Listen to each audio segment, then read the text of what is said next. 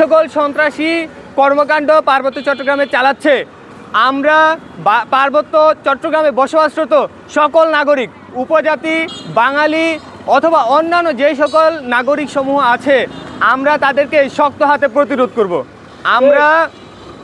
আমরা সরকারের কাছে দাবি জানাচ্ছি, এই যে ইউপিডিএফ সশস্ত্র সন্ত্রাসী গোষ্ঠী বাংলাদেশে, তারা ক্লেম করে তারা নাকি একটি পলিটিক্যাল অর্গানাইজেশন।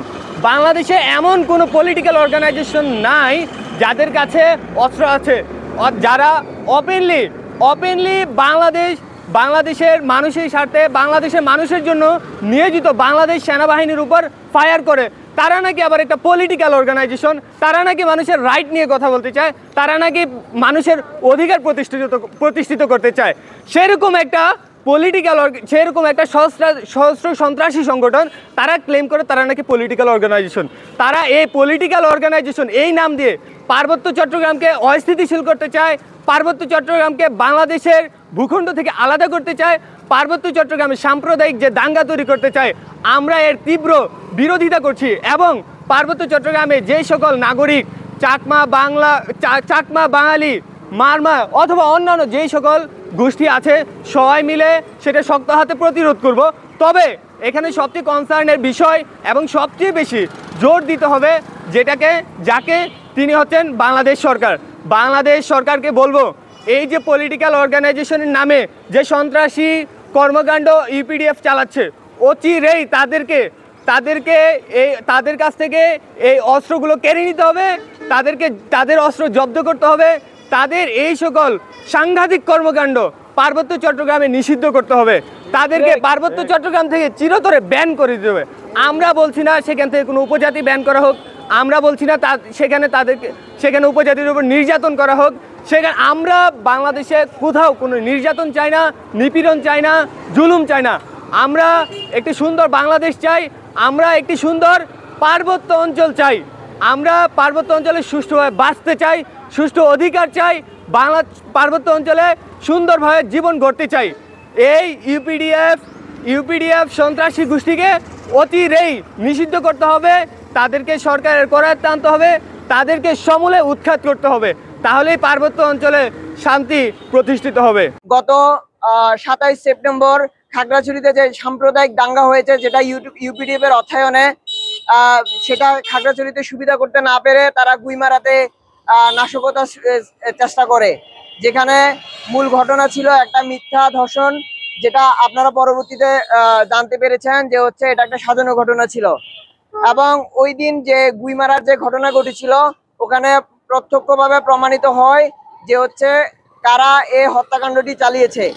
এখন তারা যখন এটা প্রমাণ করতে ব্যর্থ হয়েছে যে হচ্ছে ওখানে একটা ধর্ষণ ঘটছে, এখন তারা নিজেরাই নিজেদের লোকদেরকে হত্যা করার পর এখন এটাকে আবার সিম্পিতি গেইন করার জন্য আবার নতুন কর্মসূচি ডাক দিয়েছে। এভাবে ওরা নিয়মিত পার্বত্য চট্টগ্রামকে অস্থিতিশীল করার চেষ্টা করে।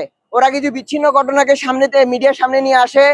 যেমন আপনারা গত কয়েকদিন আগে জেনেছেন, পূজার সময় একটা উপজাতি মেয়েকে সংঘবদ্ধ ধর্ষণ করা হয়, কিন্তু এটার বিরুদ্ধে তারা কোনো প্রতিবাদ জানায়নি।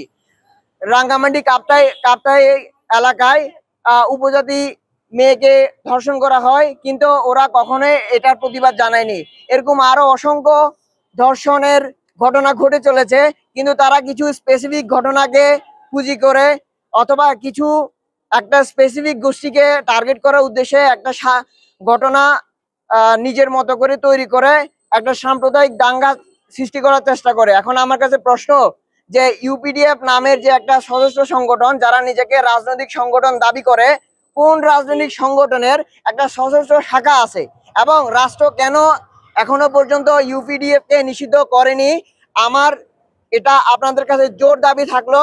এবং রাষ্ট্র এ পর্যন্ত পার্বত্য চট্টগ্রামে যত রকমের অনিয়ম, চাঁদাবাজি, হত্যা, গুম, ধর্ষণের যত ঘটনা হয়েছে, তার সুষ্ঠু বিচার করে একটি সমাধানের পথে নিয়ে আসবে এবং পার্বত্য চট্টগ্রামের শান্তি প্রতিষ্ঠা করবে, এই আশা রেখে আমি আমার বক্তব্য। দেখতে পেয়েছি খাগড়াছড়ি জেলার গুইমারা অঞ্চলে উপজাতিদের সশস্ত্র সংগঠন ইউপিডিএফ দ্বারা আমাদের 3 জন উপজাতি ভাই নিহত হয়েছেন।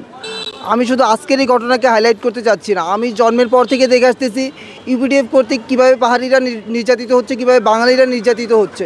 ওরা যে শুধু বাঙালিদের জন্য হুমকি স্বরূপ এইটা আমি বলতেছি না, ওরা উপজাতিদের জন্য হুমকি স্বরূপ।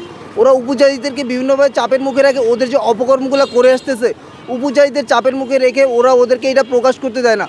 তো আজকের এই ঘটনা দ্বারা স্পষ্ট যে যেই সংগঠনটা, যেই সশস্ত্র সংগঠন নিজেদের গোষ্ঠীর মানুষদের উপর গুলি চালাতে পারে, তারা আমাদের জন্য কতটা ভয়ঙ্কর স্বরূপ, তারা পাহাড়ের বাঙালিদের উপর কতটা ভয়ঙ্কর স্বরূপ। তারাই বাংলাদেশের অস্তিত্বের জন্য ভয়ঙ্কর স্বরূপ। তারা কাজ করতেছে পার্বত্য চট্টগ্রামকে বাংলাদেশ থেকে আলাদা করার জন্য। তো আমি সমতলের ভাইদের বলতে চাচ্ছি যে এই উপজাতির বিরুদ্ধে কণ্ঠ করে তুলুন। এই উপজাতির বিরুদ্ধে আপনাদের কণ্ঠ উঁচু, এই উপজাতির সন্ত্রাসী সংগঠনের বিরুদ্ধে আপনাদের কণ্ঠ উঁচু করে তুলুন।